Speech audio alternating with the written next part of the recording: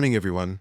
Today, we plunge, yes, plunge, into a truly pivotal moment in Nietzsche's Thus Spoke Zarathustra. The third section of Zarathustra's prologue. This is it. This is where Zarathustra, having descended from his mountain solitude, having encountered that old saint blissfully unaware that God is dead, finally, proclaims his central teaching to a public audience. We're going to see him introduce the incredibly challenging concept of the Overman, the Übermensch, as a new goal for humanity, a meaning of the earth, if you will, especially in a world that's still grappling, with the collapse of its traditional metaphysical frameworks. What we have here is a text that doesn't just talk about radical departures, it performs its own radical departure from philosophical convention. It challenges us, fundamentally, to rethink what philosophy itself can even be. Now, this segment builds directly and powerfully on themes from the preceding sections. Remember Zarathustra's abstract gift to humanity from Prologue 2? Well, now it's revealed. It's the doctrine of the Overman. That implicit death of God, the news the forest saint hadn't caught up with, it becomes an explicit premise here. The foundation for a radical revaluation of all values. And Zarathustra's professed love for humanity, it transforms. It's no longer a general sentiment. It's a demanding, pedagogical love. A love that calls for humanity's self-overcoming. So, that central question from Prologue 2, why on earth does Zarathustra go to humans rather than remain in his solitude? Well, it begins to find its answer right here. We see what he intends to teach, and even more importantly, why he deems it so urgently necessary. We'll be tracing not just the introduction of key concepts, Overman, overcoming, faithfulness to the earth, the great contempt, but also Nietzsche's distinctive philosophical methods. Oh yes, his prophetic and aphoristic style, a style that, as we'll discuss, is absolutely inseparable from its content. His use of genealogical critique, powerful metaphorical reasoning, and direct existential exhortation. We'll also touch upon some of the more challenging and, let's be honest, historically misinterpreted aspects of this teaching. Our aim? A nuanced understanding, deeply informed by the complex, often fraught, reception history of this monumental work. This first public speech, make no mistake, sets the stage for so much of what follows in the entire work. It establishes both the core message and the profound difficulty of its communication. A difficulty that itself becomes a kind of meta-commentary on the very nature of radical philosophical intervention. What does it mean to try and speak the unspeakable?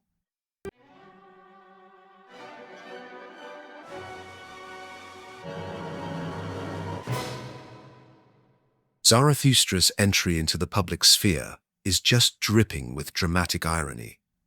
Nietzsche writes, "When Zarathustra came into the nearest town lying on the edge of the forest, he found many people gathered in the marketplace, for it had been promised that a tightrope walker would perform." The marketplace, a traditional site of commerce, of social exchange. But here, it's a place of spectacle, of anticipation. The crowd isn't gathered for philosophical enlightenment. Oh no. They're there for entertainment. Its setting immediately establishes a profound tension, doesn't it? Zarathustra arrives, his message freighted with existential weight, while his audience, they're primed for a performance, a diversion. The tightrope walker, in a way, becomes an unwitting foil to Zarathustra, whose own message will involve a far more perilous kind of balancing act.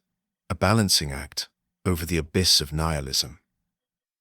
And it's worth noting, as a point of methodological reflection, when they approach Nietzsche, and this is crucial, this very setting and the subsequent reaction of the crowd compels us to consider how his text might be performatively grappling with, perhaps even undermining, its own apparent assumptions about prophetic proclamation.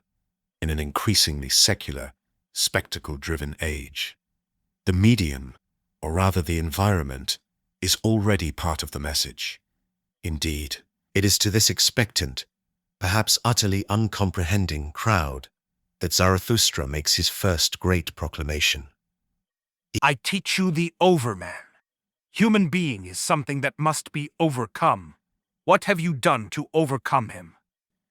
This is the gift he brings, the rhetorical force of I teach you. It's immediate, it's authoritative, almost liturgical in its repetition throughout the speech. The Overman, the Übermensch, is posited as a state beyond current humanity. And it's worth pausing on this term, Übermensch. Overman is the standard translation, sure, but the German Über, Deicide, carries such a richer semantic field. Over, above, beyond, even across. So, while Overman certainly captures superiority, it can underplay those crucial connotations of transcendence, going beyond current human limitations, or transition, moving across to a new state. This ambiguity, it's potent. It allows the Übermensch to function as a regulative ideal, an open-ended horizon rather than some fixed blueprint, a point often lost if we interpret it too statically. Overcoming. That's the active, dynamic process required to reach for this state. This isn't some passive evolution, mind you. It's a demand, a challenge. Zarathustra continues, drawing an analogy. All creatures, so far created, something beyond themselves. And you want to be the ebb of this great flood, and would even rather go back to animals than overcome humans? What is the ape to a human? A laughingstock, or a painful embarrassment? And that is precisely what the human shall be to the Overman, a laughingstock, or a painful embarrassment. He traces a path. You have made your way from worm to human, and much in you is still worm. Once you were apes, and even now a human is still more ape than any ape.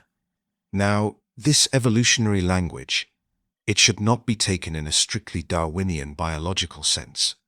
That was a misreading that fueled some of the most damaging interpretations of Nietzsche in the early 20th century. No. It's a powerful metaphor for spiritual and existential transformation. The ape and worm, they represent our unrefined, instinctual, perhaps deeply complacent aspects that must be surpassed.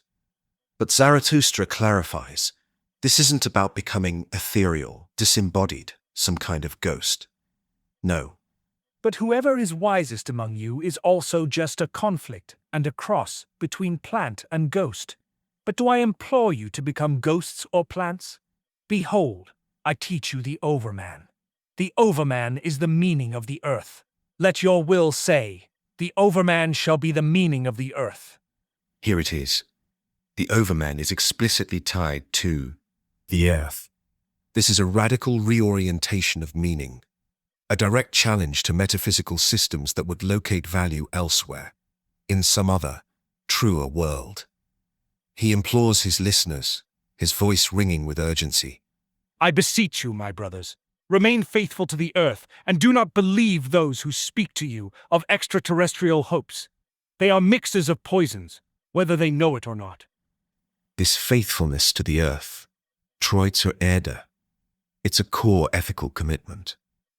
A rejection of all otherworldly consolations that devalue present, embodied existence.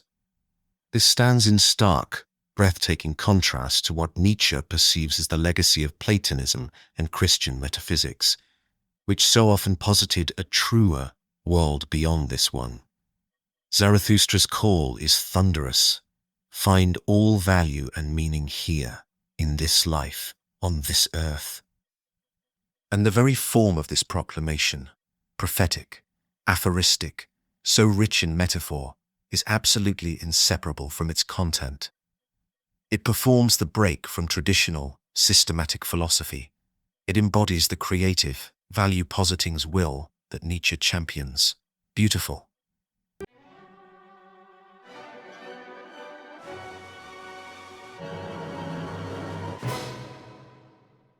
concept of the Overman, introduced so forcefully here, well, it warrants a significant pause, a moment to breathe, to truly grasp its philosophical weight and its subsequent, often wild influence.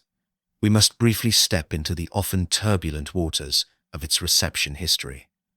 Because, believe me, it has been subject to a vast and contentious history of interpretation.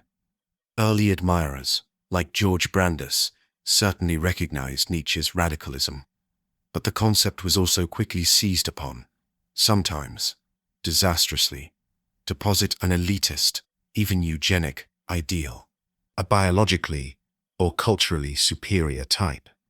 This reading, catastrophically amplified during the Nazi era when the Übermensch was grotesquely distorted to serve racist ideology, cast a long, dark shadow. It really took figures like Walter Kaufmann in the post-World War II period to begin rehabilitating Nietzsche, emphasizing the Overman as an ideal for individual self-overcoming, for creativity, for anti-totalitarian individualism, stressing its metaphorical and existential dimensions. A crucial corrective, contemporary scholarship. It reflects a continued diversification, an explosion of perspectives. Existentialist readings, for instance, think Sartre, think Camus, would emphasize the death of God as the crucial backdrop. The Overman, then, becomes the paradigm of the authentic individual, creating meaning ex nihilo, out of nothing. Post-structuralist thinkers, like Deleuze or Derrida, well, they might see the Overman not as a new human essence or telos, but as an affirmation of difference, a figure embodying the eternal recurrence of active forces, a continuous process of deconstructing reactive forces. A Heideggerian lens, while certainly critical of Nietzsche, might interpret the Overman as an attempt, perhaps a flawed attempt in Heidegger's view, to establish a new relation to being, grounded in the meaning of the earth after the oblivion of being, signified by God's death. And Carl Jung, in his extensive seminars on Zarathustra, Jung interpreted the Overman psychologically as a symbol of the individuated self, the ideal of psychological wholeness achieved by integrating all aspects of one's being, including, critically, the shadow. For Jung, Zarathustra's teaching is a call to the arduous process of individuation. The Übermensch represents this achieved wholeness, an intrapsychic state. From a Lacanian perspective, one might even analyze the Übermensch as functioning like the object petita, that elusive, ever-receding object cause of desire, a future state that gives meaning but whose precise definition remains tantalizingly aspirational, driving a perpetual striving. Food for thought, isn't it? As we proceed, consider which interpretive lens, or perhaps what combination of them, seems most compelling or illuminating to you. For now, we have the core positive teachings firmly in hand. The Overman as a goal, overcoming as the path, and faithfulness to the earth as the guiding principle. Zarathustra then identifies those who oppose this earthly affirmation. They are despisers of life, dying off and self-poisoned, of whom the earth is weary, so let them fade away. This is a direct manifestation of Nietzsche's absolutely indigenous psychological concept of ressentiment. These despisers of life, the ones who speak of extraterrestrial hopes, they are those who, unable to affirm worldly vitality, invert values. They declare their own life denial as good. And this leads to one of Nietzsche's most famous, most pivotal pronouncements. Once the sacrilege against God was the greatest sacrilege, but God died, and then all these desecrators died. Now to desecrate the earth is the most terrible thing, and to esteem the bowels of the unfathomable higher than the meaning of the earth. The death of God, it's stated here as a historical event, a cultural shift, We might recall that old saint back in Prologue 2, who, in his forest solitude, has not yet heard in his forest that God is dead. Zarathustra brings this news to the marketplace, and its consequence? A profound revaluation. Sacrilege is no longer against a transcendent deity. No, it's against the earth itself, against immanent life. This isn't just a theological or cultural observation, my friends. It's a meta-philosophical claim about the very foundations of Western thought. Think about it.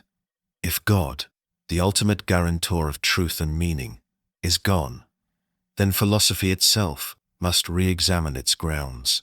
It must potentially move from merely discovering pre-existing truths to actively creating new ones. This isn't merely a historical footnote. The shockwaves of this death of God moment, as Nietzsche diagnosed it, are arguably still being processed in contemporary thought. They underpin so many ongoing debates about meaning, ethics, and human purpose in our secularizing world.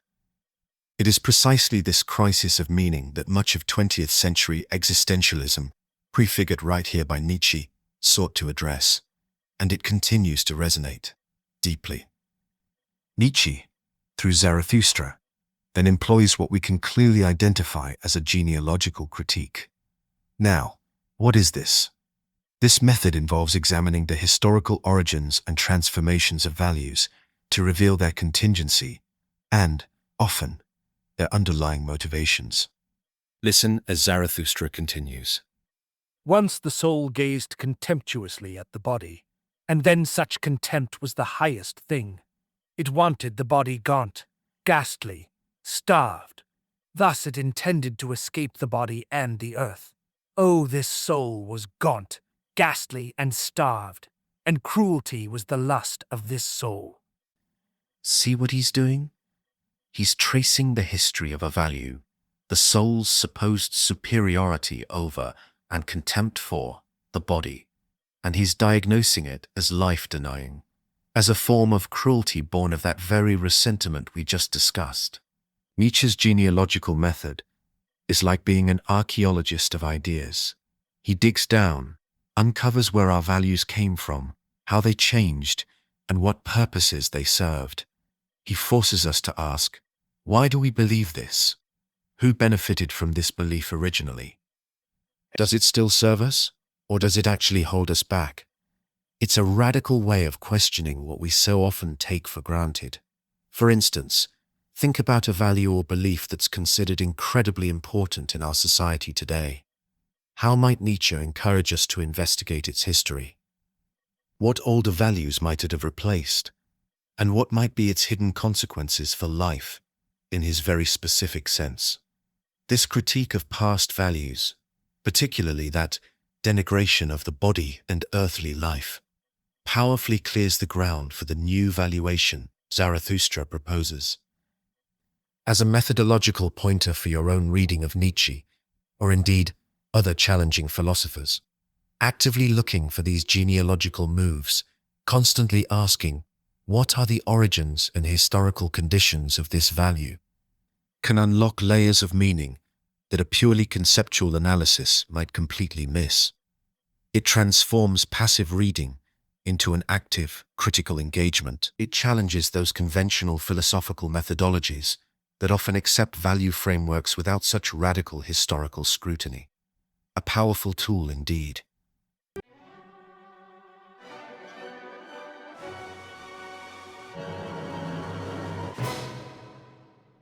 So, having critiqued these historical, life-denying values, Zarathustra turns his sharp, diagnostic gaze upon his contemporary audience, and by extension, upon all of humanity. But you too, my brothers, tell me, what does your body proclaim about your soul? Is your soul not poverty and filth and a pitiful contentment? Harsh words, a harsh assessment, leading to another incredibly powerful metaphor. Truly, mankind is a polluted stream.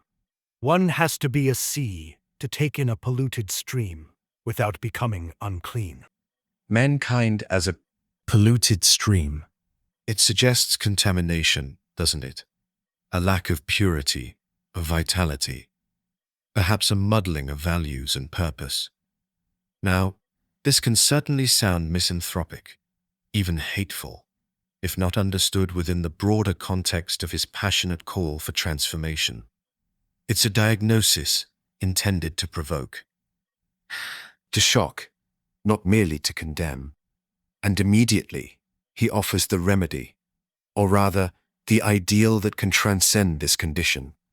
Behold, I teach you the Overman. He is this sea. In him your great contempt can go under. And here we encounter another absolutely key concept. Great content. Große Verachtung. The German Verachtung, while we translate it as contempt, often carries a more visceral, almost physiological force in Nietzsche's usage. Something akin to the nausea he explicitly links to it. It's not mere intellectual disapproval. Oh no, it's a profound, embodied rejection. And the greatness of this contempt? It implies a significant, a transformative affective state. The Overman is now depicted as a sea. This is a prime example of Nietzsche's use of metaphorical reasoning. Philosophers, especially Nietzsche, often use metaphors not just as mere decoration, but as tools for thinking. They elevate metaphor and effect to central roles in conveying philosophical insight, profoundly challenging that traditional hierarchy where cold logic reigns supreme. When Zarathustra calls the Overman this sea, he's packing a universe of meaning into that single image. Vastness, depth, the power to absorb and transform, resilience, the sheer capacity to take in the polluted stream of current human existence without being defiled by it. If we think of Jung's perspective for a moment, the sea is a classic symbol for the unconscious. The Overman, as sea, could represent an integrated self, capable of holding and transmuting the negative, the polluted aspects of both individual and collective experience. So, what specific qualities of a stream and a sea is Nietzsche highlighting here? What does this comparison tell us about his view of current humanity and his ideal of the Overman? And can you perhaps think of any limitations to this metaphor? This metaphorical depiction enriches the concept of the Overman immeasurably, moving it beyond simple definition to an evocative, resonant image of transformative capacity. And it is this great contempt which can go under in this sea that Zarathustra will now elaborate.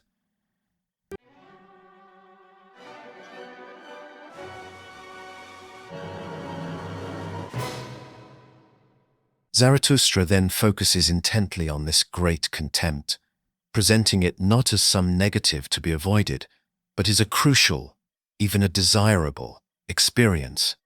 Listen closely. What is the greatest thing that you can experience? It is the hour of your great contempt, the hour in which even your happiness turns to nausea, and likewise your reason and your virtue. This is a radical revaluation of experience itself. This hour of great contempt, it's a moment of profound existential nausea, a deep, unsettling dissatisfaction with oneself and with conventional values. From a Kleinian psychoanalytic perspective, one might even interpret this hour of great contempt as a movement towards the depressive position, a significant psychological achievement involving the capacity to recognize and mourn the poverty and filth, not just in society, but within oneself, acknowledging ambivalence and integrating destructive insights into a more robust, earth-affirming psychic structure. Zarathustra then itemizes the objects of this necessary contempt. First, happiness. The hour in which you say, "What matters my happiness? It is poverty and filth, and a pitiful contentment, but my happiness ought to justify existence itself." He critiques a shallow, complacent happiness, suggesting that true happiness should have the power, the sheer audacity to affirm all of existence. Then, reason. The hour in which you say, "What matters my reason? Does it crave knowledge like the lion its food? It is poverty and filth, and a pitiful contentment." Reason, if it becomes mere cleverness, or simply a tool for maintaining comfort, without that passionate, leonine hunger for knowledge, is also devalued. Worthless. Virtue follows. The hour in which you say, "What matters my virtue? It has not yet made me rage. How weary I am of my good and my evil. That is all poverty and filth, and a pitiful contentment." Conventional virtue, if it lacks passion, if it fails to inspire a transformative rage against complacency, is seen as utterly insufficient. Justice, too, is questioned. The hour in which you say, "What matters my justice? I do not see that I am ember and coal, but the just person is ember and coal." Justice, if it is not a burning active force, ember and coal, is inadequate. And finally, pity. The hour in which you say, "What matters my pity? Is pity not the cross on which he is nailed who loves humans?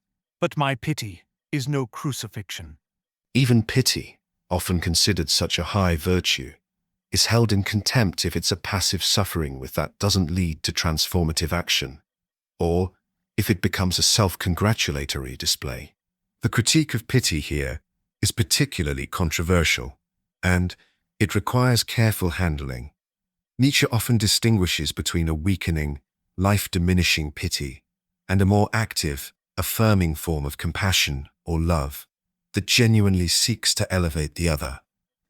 Notice how these critiques just blur traditional boundaries between ethics, epistemology, even aesthetics, presenting a truly holistic vision. This entire section, this litany of contempts, with its repetitive, incantatory structure, the hour in which you say, VMZ, functions less as a logical argument and more like a liturgical call. It aims to instill conviction through rhythmic insistence. It's a powerful example of what we can call existential exhortation. Zarathustra isn't just describing some hypothetical state. He's directly challenging his audience. He concludes this litany with a direct, pressing, almost desperate question. Have you yet spoken thus? Have you yet cried out thus? Oh, that I might have heard you cry out thus. Nietzsche isn't content for you to just understand his ideas. He wants them to shake you up. He's directly urging the individual to confront fundamental questions about their own existence, their values, what truly matters. This is where the text reader, psychological dynamics become incredibly acute. The speech is crafted to provoke strong, effective responses, to induce a state of nausea and profound dissatisfaction, challenging the reader's comfortable self-image and compelling them to identify with the need for great content. He's trying to spark a personal crisis, this great contempt, this nausea, that can lead to growth, to the creation of new meaning. And we should acknowledge, with some scholarly humility, the sheer, unadulterated radicality of this demand. Nietzsche is not asking for polite intellectual assent. He's asking for a profound, often unsettling, existential reorientation that challenges us to our very core. This is one reason why engaging with Nietzsche remains such a potent and, at times, deeply difficult endeavor. From an existentialist perspective, this great contempt can be seen as that vital confrontation with absurdity or inauthenticity that must precede authentic self-creation. For Jung, it resonates with the absolute necessity of confronting one's shadow, all those repressed, devalued parts of oneself and one's culture. So, how does this direct address make you feel? What aspects of your own life, your comforts, your unquestioned beliefs might Nietzsche be pushing you to examine with great contempt?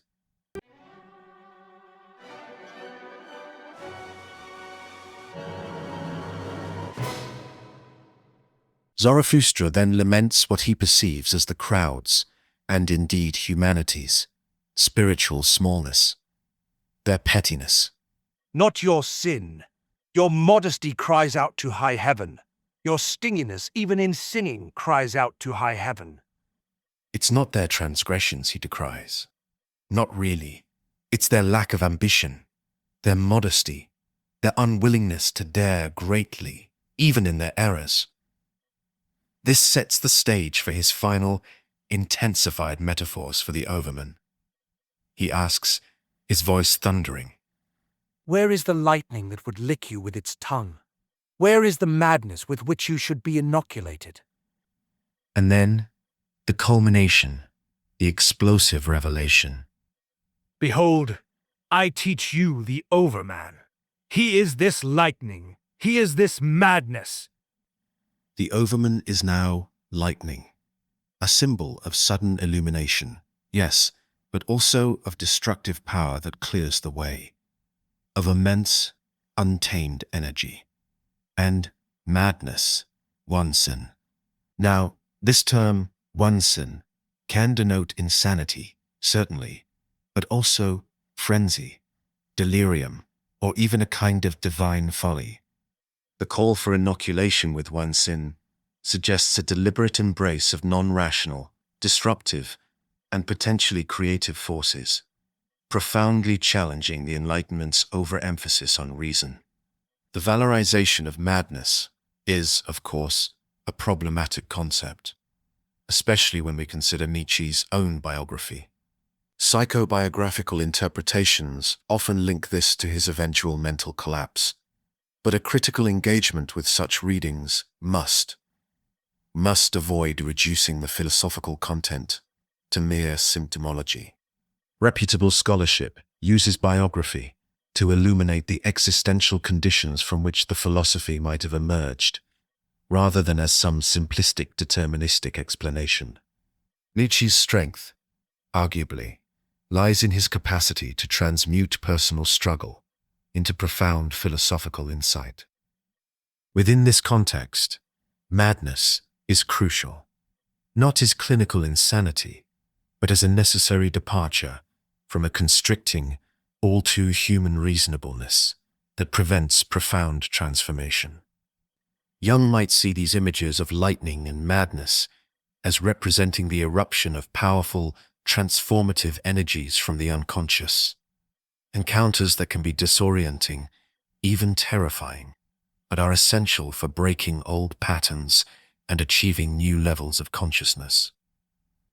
Indeed, in Jung's Zarathustra seminars, he extensively analyzed such imagery, though, and this is a point of ongoing scholarly discussion and a caution in our own interpretive practice, one might critique his tendency to sometimes interpret Nietzsche's own psychological state a bit too directly through the text, perhaps underplaying Nietzsche's artistic and philosophical control over these incredibly potent symbols. The call for madness here potentially undermines the purely rational or persuasive elements of Zarathustra's own discourse, doesn't it? It suggests that transformation requires a trans-rational leap, a jump. So, why are these disruptive forces, lightning and madness, deemed necessary for the Overman? It seems to suggest that the path to the Overman involves a radical, perhaps even dangerous, shattering of the old self and its world. A terrifying, yet exhilarating prospect. This concludes the main arc of Zarathustra's first public sermon, moving from the initial teaching of the Overman as the meaning of the earth, through a devastating critique of past and present values, to this final, explosive vision of transformative power. But how is this profound, this challenging, this earth-shattering message received? Nietzsche tells us with brutal honesty. When Zarathustra had spoken thus, someone from the crowd cried out, "We have heard enough already about the tightrope walker. Now let us see him too." And all the people laughed at Zarathustra. But the tightrope walker, believing that these words concerned him, got down to his work. The irony, It's just stark, isn't it? Zarathustra's words filled with cosmic significance and searing existential urgency, are mistaken for a mere prologue to the tightrope walker's act.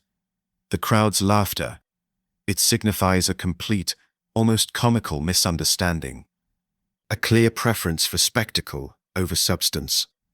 This highlights the immense, gaping chasm between Zarathustra's vision and the public's capacity, or perhaps willingness, to comprehend it. This reaction, this failure of communication, it's not just a narrative device.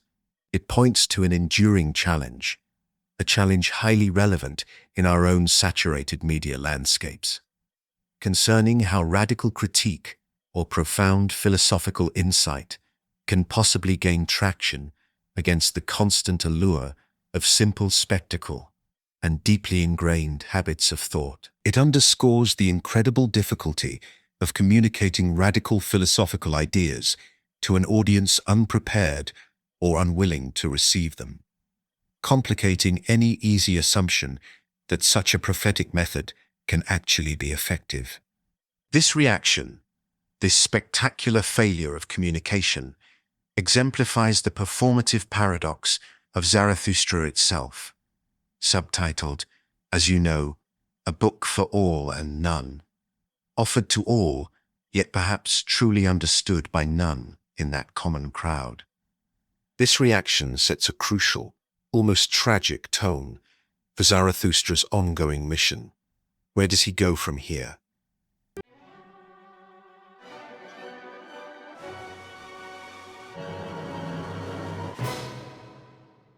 So, let's try to synthesize what we've encountered in this incredibly dense and powerful section. What are the takeaways? Zarathustra has laid out his core teaching, the Overman, as the meaning of the earth, a demanding goal, one that requires the overcoming of the current human state. This, he says, is predicated on faithfulness to the earth, and it arises directly from the context of the death of God, which necessitates nothing less than a revaluation of all values. This revaluation, we can see, is driven by what Nietzsche elsewhere frames as the will to power, understood here not just metaphysically, but as a profound psychological drive, a drive towards interpretation, mastery, and the creative imposition of meaning. A crucial psychological prerequisite, or perhaps accompaniment, to this overcoming it is that hour of great contempt, that profound dissatisfaction with conventional, life-diminishing forms of happiness, reason, virtue, justice, and pity. And the Overman, metaphorically depicted as a sea capable of absorbing humanity's polluted stream, and, ultimately, as lightning and madness, forces of radical, explosive transformation. Throughout this proclamation, Nietzsche has employed several key philosophical methods. Let's tick them off. We've seen prophetic proclamation in Zarathustra's authoritative pronouncements, a stance that creates a fascinating tension, doesn't it, with Nietzsche's broader anti-dogmatism. Is Zarathustra offering a new dogma, or is he offering a catalyst for independent value creation? Something to ponder. We've analyzed his use of genealogical critique to deconstruct the historical authority of those life-denying values. His reliance on metaphorical reasoning has been absolutely crucial for conveying the abstract and novel aspects of his thought, challenging philosophy's traditional reliance on purely discursive argument. And, of course, the sustained challenge to the audience culminates in direct existential exhortation, urging nothing short of personal transformation. This entire performance, what does it suggest? It suggests philosophy as a Lebensphilosophy, a philosophy of life, an art, a spiritual provocation, rather than some detached, objective, academic discipline. Philosophy with its sleeves rolled up. We've also acknowledged, and it's vital to do so, the problematic potential of concepts like the Overman and madness. We've stressed the importance of careful, contextual interpretation, hermeneutics, to avoid reductive or downright dangerous misreadings. The scholarly consensus, largely shaped by figures like Kaufmann after the horrific distortions of the Nazi era, means towards understanding the Overman as an ideal of individual self-creation and profound life affirmation. However, contemporary scholarship remains vibrant, contested, and wonderfully alive. There are ongoing debates between, for example, those who seek an underlying systematicity in Nietzsche, even in a seemingly wild text like Zarathustra, versus those who emphasize his anti-systematic perspectivism, or between naturalistic readings that try to align him with empirical sciences versus existential or literary approaches that focus on self-creation and aesthetic ideals. The conversation continues, and that crowd's laughter, their misunderstanding at the end of this section, it directly foreshadows the events of Prologue 4. Zarathustra's message is clearly not one that will be easily accepted or understood. Not by a long shot. The subsequent drama involving the tightrope walker will in fact serve as a tragic, concrete illustration of some of these very themes. The danger inherent in striving, the precariousness of the human condition, and perhaps a first, chilling glimpse of the contrast between those who risk and those who merely watch. A contrast that will later develop into the powerful figures of the Overman and the last man. Anticipation. As we prepare to move into that next section and to open our discussion, let's consider a few questions arising from this deeper dive. Think about these. Considering Zarathustra's prophetic style and Nietzsche's broader anti-dogmatism, how do we navigate the potential tension in a teaching that seems to demand adherence while simultaneously advocating for radical individual value creation? Is Zarathustra offering a new truth, or is he offering a method for its constant overcoming? A paradox to wrestle with, no? The Overman is described as lightning and madness, and Zarathustra's message is met with utter incomprehension. How does this interplay between radical vision, its potentially trans-rational expression, and its public reception challenge our traditional notions of philosophical communication and efficacy?